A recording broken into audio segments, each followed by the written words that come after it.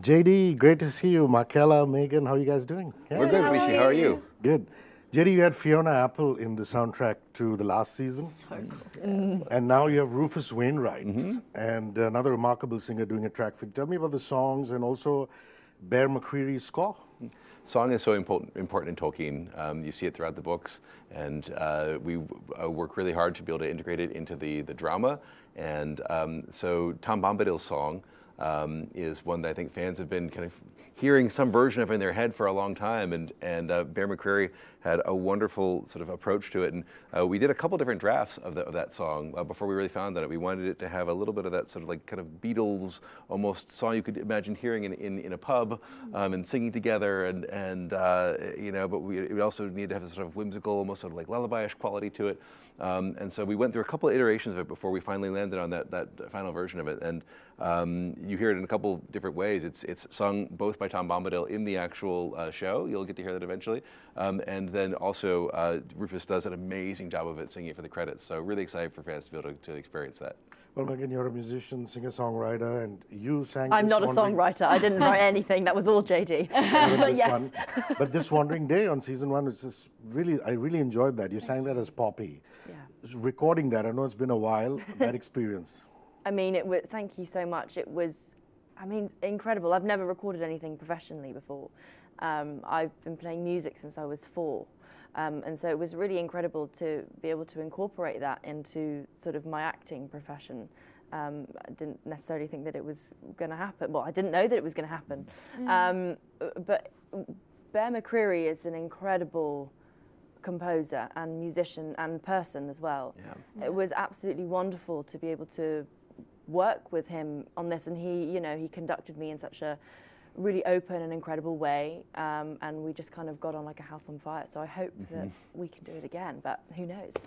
Well, Eleanor was one of the most loved characters in season 1, and so many people in India went, whoa, who's this girl? And now, before season 2's release, you're a bona fide star. How much of your career success would you attribute to Lord of the Rings, Rings of Power? Wow, I mean, well, first of all, that's very kind. Thank you. Yeah, that's just so lovely to hear.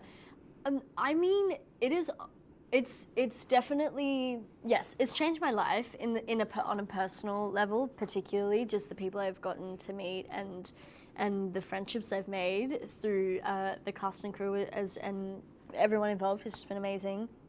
And then I would say, yes, as a result, it's opened some doors for sure professionally, and I just think I'm grateful that I'm able to be a part of a project with a team that really cares about the story they're telling, and it's definitely inspired me to keep that in mind whenever I'm with other projects as well. And I'll just butt in to say both these young women are so talented, and you know, we're so grateful for the exposure this has given the world to their talents, and you know, I'm super excited to see how their careers continue to develop. Yeah. Jerry, we know that Harfoots came a lot before Hobbits, you know, because that's the way the story is built. Before Tolkien's books, movies really took off, books really took off. But what is the essential difference between Harfoots and Hobbits? Well, in some ways, Hobbits are a conglomeration of 3 different branches of halflingdom. There's Harfoots, Stores, and Fallowhides. Harfoots, in some ways, are like, each of them have had relationships with different parts of the world in Middle-earth in the Elder Days, with sort of dwarves and elves and men, and they all kind of come together to form the Hobbits of the Third Age that we know and love in Frodo and Samwise Gamgee and Merry and Pippin and the rest, and Bilbo. And so you're sort of seeing like one branch in the Harfoots of, you know, the sort of, and they're the part of hobbits that love sort of adventure, and you know, they wander around and have that sort of wanderlust. You see other parts of the hobbits are going to come together in different halflings that maybe we might start to meet even this season. My last question is to the two of you. Eleanor and Poppy are best friends, but because Eleanor is the smarter, more adventurous one, would you say she often takes Poppy for granted? And Poppy is loyal and trusting. Poppy is loyal and trusting, but she's intrigued by Eleanor, and she can't fathom what's going on there sometimes. Is it out of curiosity that she goes through with this? So I want you to comment on the relationship, both of you. Yeah, so I mean, I would say that Poppy is, I wouldn't say that Nori is particularly smarter than Poppy. I would say that Poppy is are incredibly intelligent, sometimes a better kind of judge of what's Head sense happening. and heart sense. Yes, exactly. As you said, yes. But I would say that she really does care about Poppy, and she really does value Poppy's insight. She just puts her at risk a lot of the time, and that is something that really irritates me about Nori. But how do you feel about that? I mean, I think the thing that drives Poppy is her loyalty. And you know, she places home and belonging in not a physical place, because the Harfoots don't hugely have one, especially Poppy. She's lost so much, but she places it in beings around her, and one of those beings, the main being, really is Nori.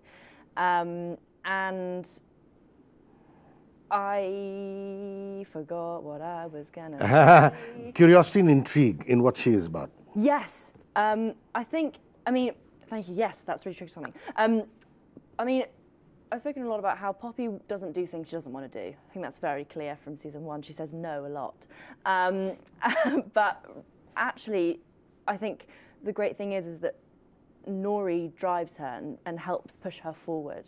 And she also really helps with her growth. And I think that's the incredible thing about friendship and sort of challenging each other. Yeah. And I think that's something that really helps propel Poppy forward.